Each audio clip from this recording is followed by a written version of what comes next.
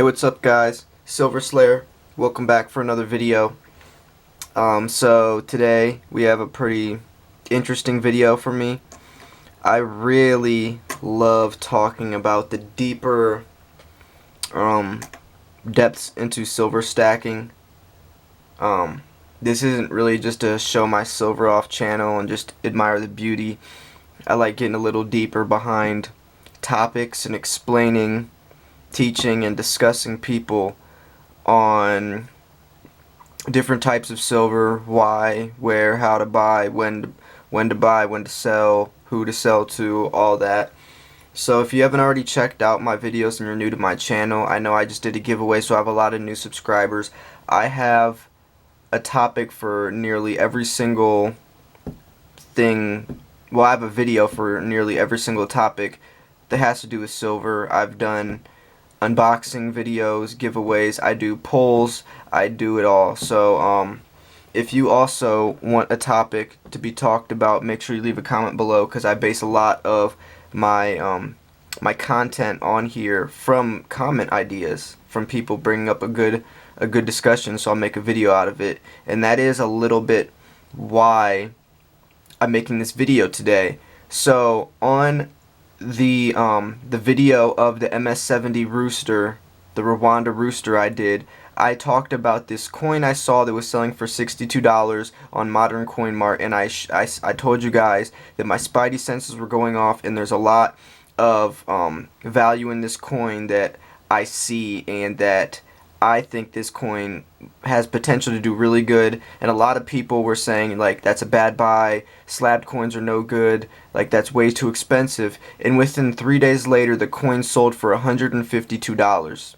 Nearly, it almost quadrupled in profit.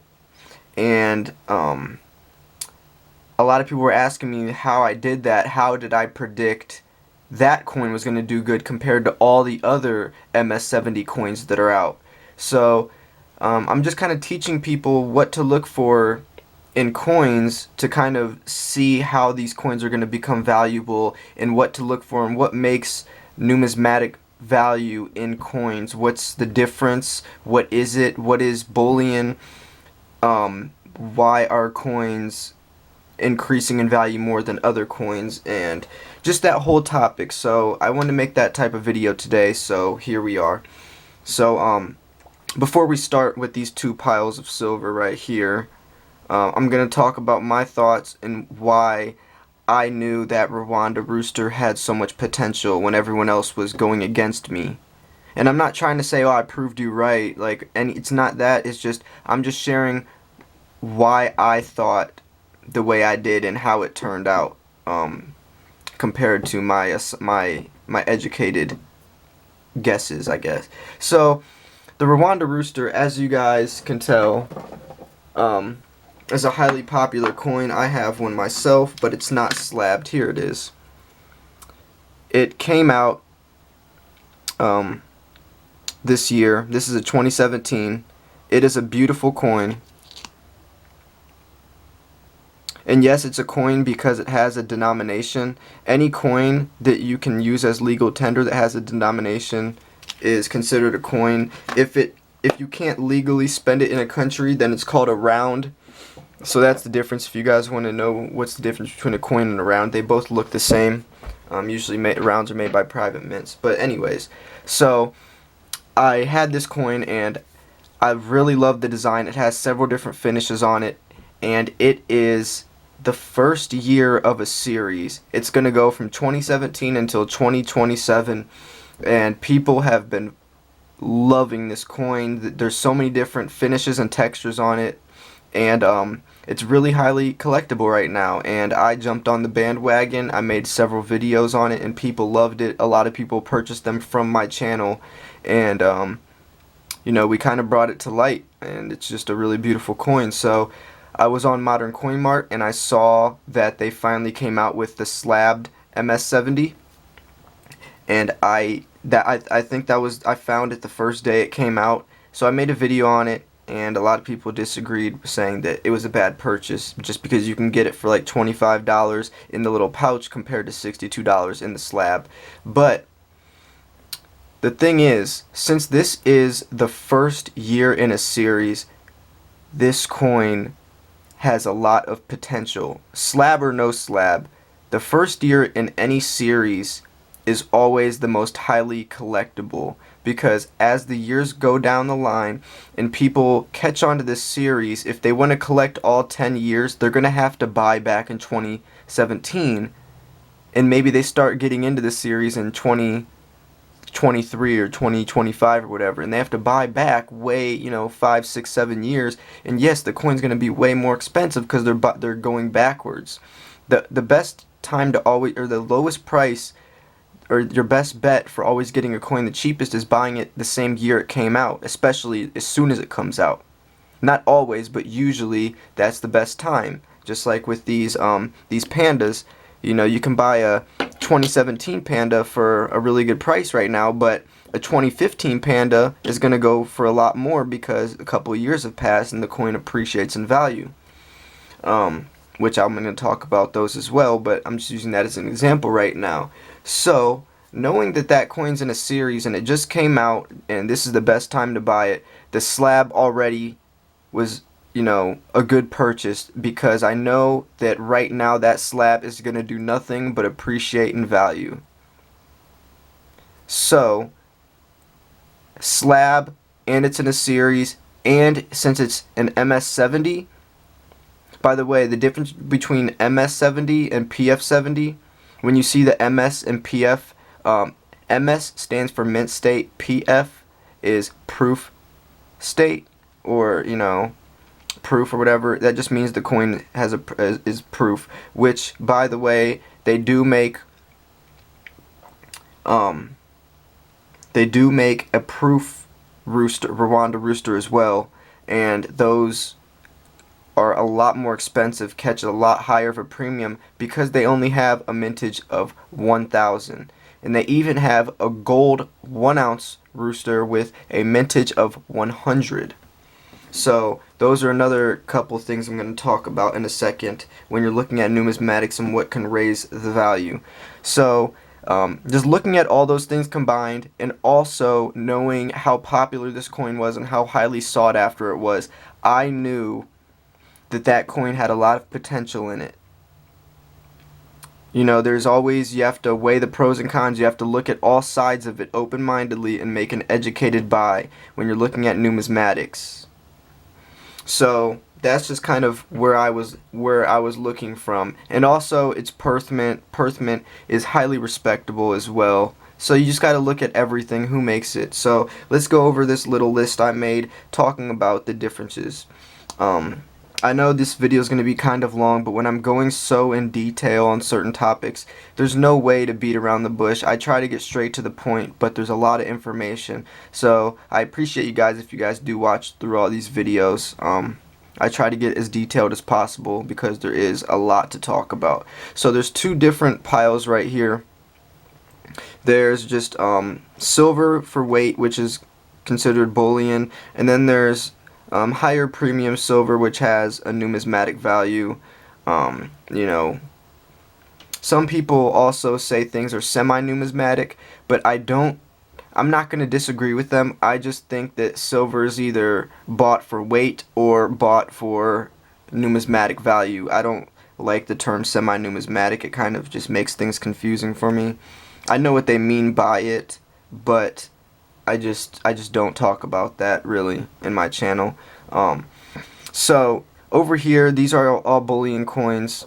Coins bought for weight. They have, maple leafs. It comes with eagles, junk silver, Britannias, Libertads. This is all just silver bought just for the weight of 1 ounce of silver, and obviously junk silver just bought for the 90% silver value, just basically just for junk. Numismatic value is coins with higher premiums, like these dragon and phoenix coins. You have the 2016 panda, a 2015 panda, you have the 2017 panda, which, like I said, buying coins, if I would have bought this 2015 in 2015, it would have been a lot cheaper than buying it in 2017. You have also like reverse proof maple leaf rooster privies, which makes them have a numismatic value. So even though these are the same two coins, this one has a premium, has numismatic value because of the different finishes on it, and there's a privy mark, even though they're both the same year. You know, those are things to think about. You know, just like with this kookaburra privy, all kookaburras have a numismatic value, but with a privy mark, it makes it more rare, makes it have a little more of a collector value. So when I'm talking about numismatics, I'm talking about the collector value, where people are willing to pay a certain amount of money, including spot. So all of these coins, when I sell them, they will go for whatever closest to spot is. These coins go up and down with the spot price. These coins, no matter what spot price does, they will still hold a value, because collectors are still willing to pay money on top of spot no matter what spot is. So if silver goes down to $10 an ounce, say tomorrow, these coins will all take a hit. These coins will all still be just as valuable as they were. They might go down a little bit, but they're still going to hold their value.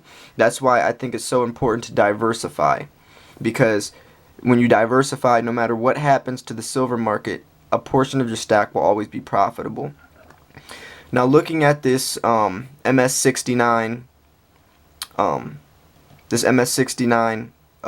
Libertad 2016, this is a bullion coin in a slab, which makes no sense, for me at least. I made a video on my best and worst silver purchases, and this is definitely one of those coins I wish I would have never bought. There's no reason to have a bullion coin in a slab, because if I was to take this coin right here and send it into NGC, I'm sure it would get either a 69 or a 70 grade anyways. So that's why I like the saying, don't pay for the slab, pay for the coin, because I mean, it might maybe in a couple years appreciate a couple dollars in value, but nothing worth spending for the slab. I'll probably break even at best.